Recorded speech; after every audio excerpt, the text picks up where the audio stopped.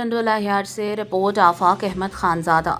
ईद उल अजहा के मौके पर गुलशन फारूकी जामिया हैदरिया टंडोला यार्ड में हर साल की तरह इस साल भी वक्फ व इज्तमाई कुर्बानी का अहतमाम किया गया। कुल 84 जानवर ज़िबा किए गए, जिनमें से वक्फ के मुतादिद जानवर शहर के मुख्तलिफ इलाकों में ज़िबा हुए और गोश्त गुरबा में तकसीम हुआ।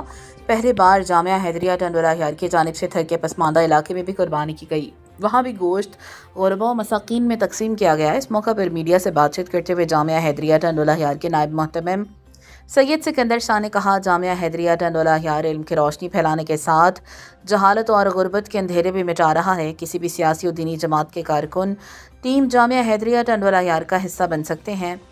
टीम जामिया हैदरिया दयानतदार और बाकिरदार अफराद पर मुश्तमिल है। जामिया हैदरिया टंडोला यार्ड की खदमात थर तक पहुँच चुकी हैं। इस रोशनी को मज़ीद फैलाएंगे। तलबा की ज़रूरत से ज़्यादा तमाम गोश्त गुरबा में तकसीम कर दिया है। इस मौका पर मौलाना काशिफ हनफी, मौलाना असगर थीबू, मौलाना मलिक कासिम, मोहम्मद शाहिद सिंधी, मौलाना अब्दुल मालिक जमाली और दीगर रहनुमा भी मौजूद थे।